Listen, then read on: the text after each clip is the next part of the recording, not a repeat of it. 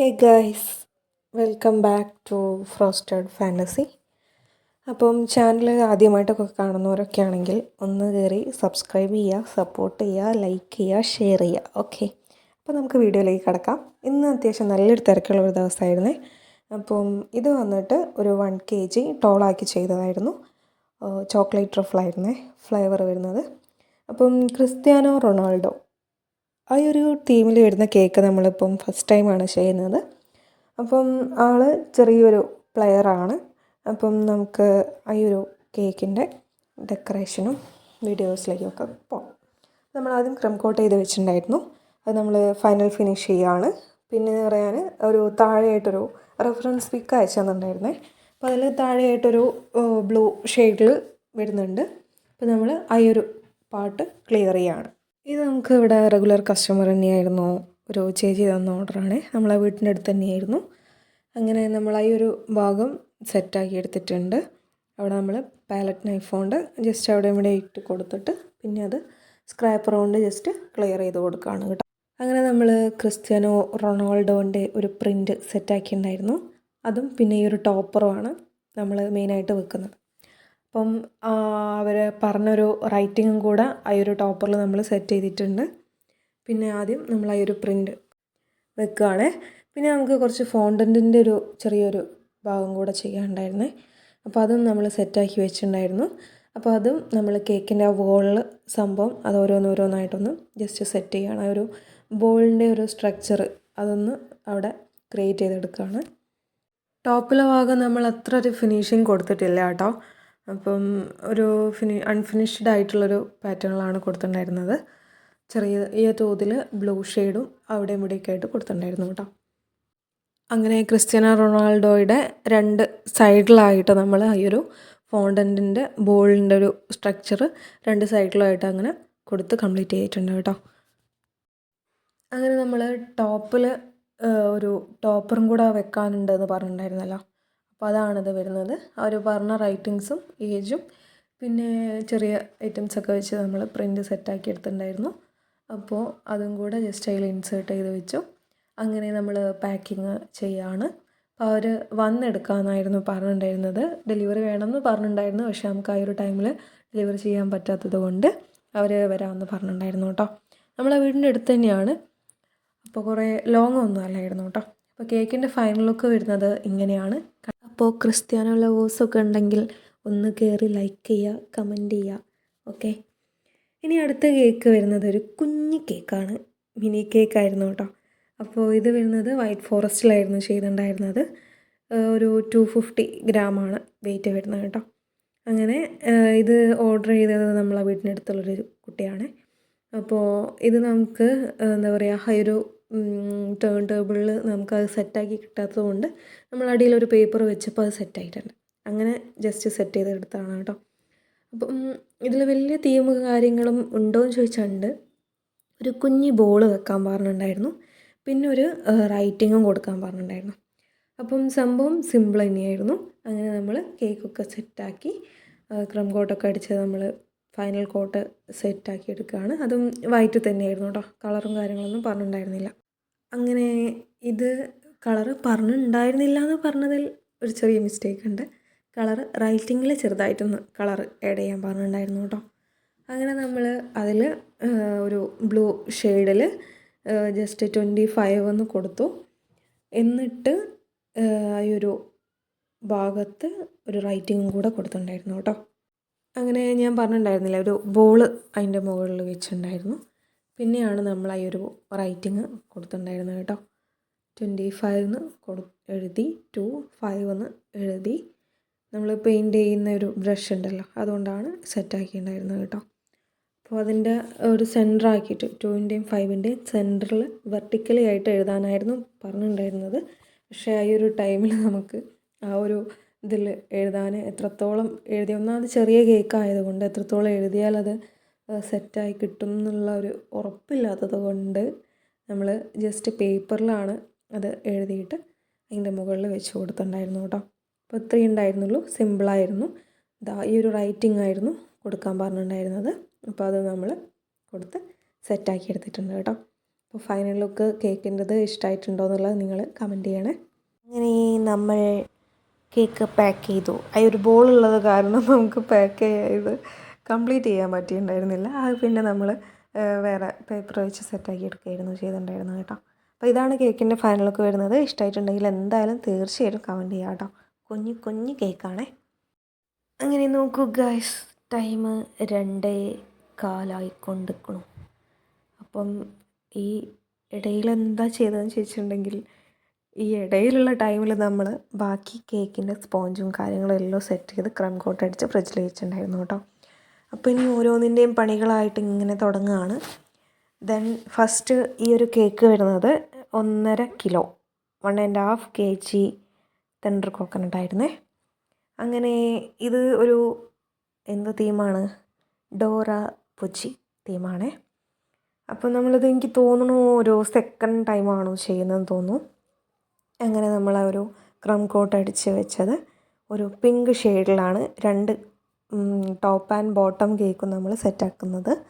അപ്പം നമ്മൾ മുകളിലല്ല bottom cake നമ്മൾ ക്രം കോട്ടൊക്കെ അടിച്ച് വെച്ചത് നമ്മൾ ക്രീം കൊണ്ട് ജസ്റ്റ് സെറ്റ് ചെയ്ത് വെക്കുകയാണ് കേട്ടോ.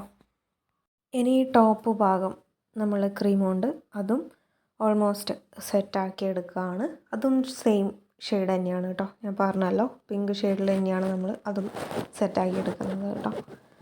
അങ്ങനെ ഇത് ടോളാക്കിയിട്ടായിരുന്നു ചെയ്തിട്ടുണ്ടായിരുന്നു കേട്ടോ. രണ്ടും 1.5 kg 1 ടോളാണ്, അതേപോലെ തന്നെ 1/2 kg ടോളാക്കിയിട്ടായിരുന്നു ചെയ്തിട്ടുണ്ടായിരുന്നത്. അങ്ങനെ അതും ഓൾമോസ്റ്റ് സെറ്റാക്കി എടുത്തിട്ടുണ്ട്.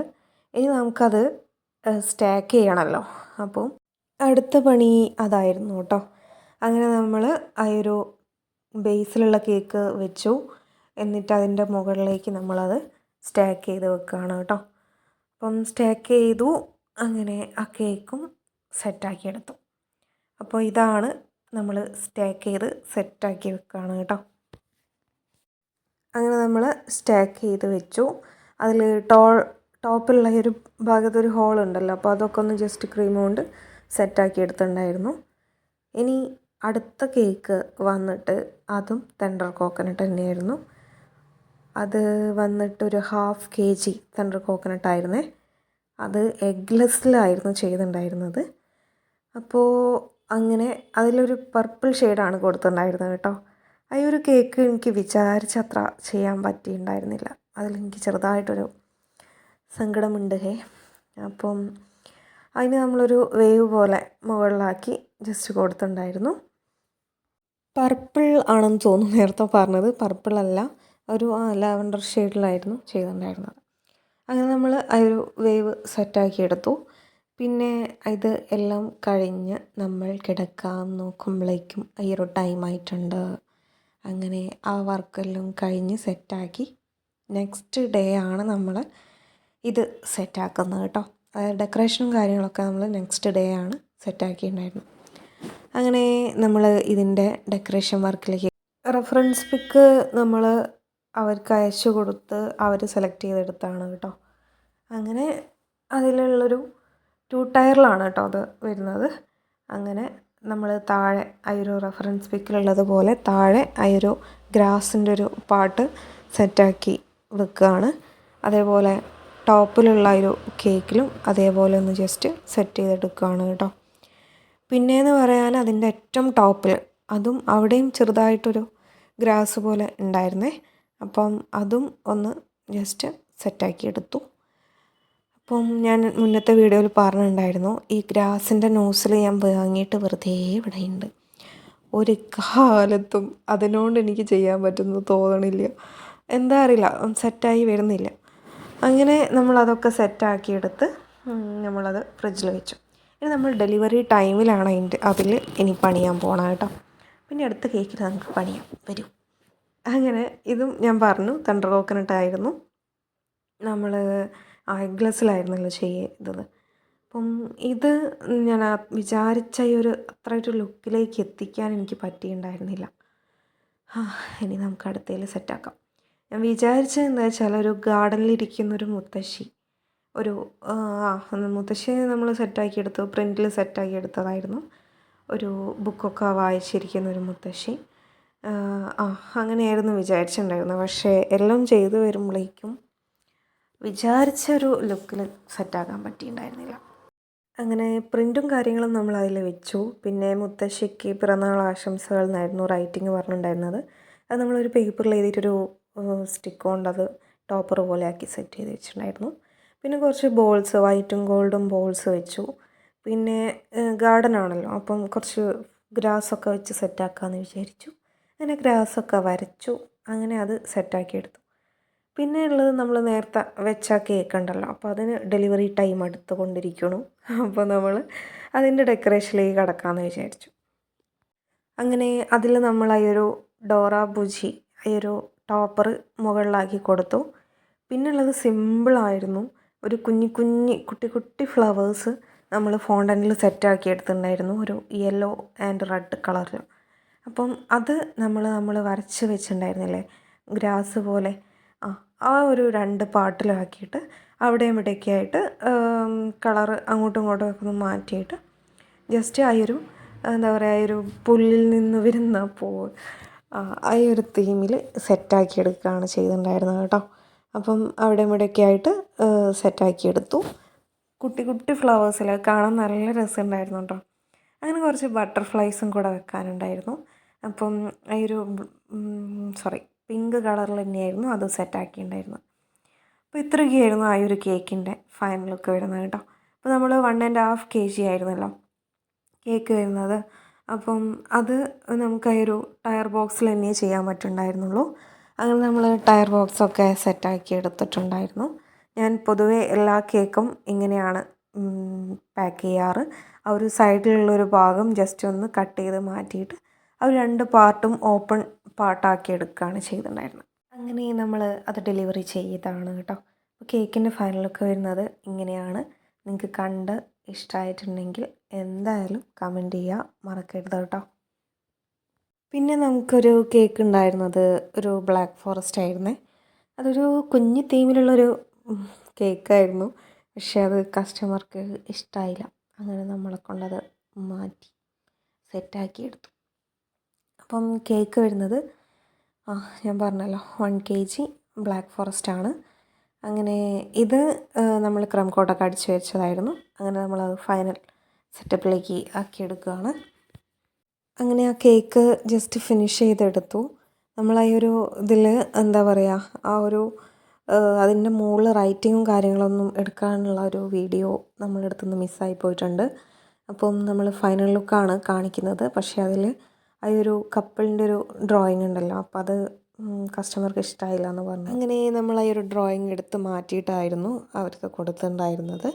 അപ്പം എനിക്ക് വരച്ചിട്ട് ചെറിയൊരു ഇതൊക്കെ തോന്നിയിട്ടുണ്ടായിരുന്നു. എന്ത് ചെയ്യാനാ, കസ്റ്റമർക്ക് ഇഷ്ടമായില്ല എന്ന് പറഞ്ഞു. അങ്ങനെ നമ്മളതെടുത്ത് മാറ്റി. അപ്പം നമുക്ക് അടുത്ത വീഡിയോ ആയിട്ട് അടുത്തിടെ കാണാം. നിങ്ങളുടെ അഭിപ്രായങ്ങളും കാര്യങ്ങളൊക്കെ കമൻറ്റ് ബോക്സിൽ രേഖപ്പെടുത്തുക.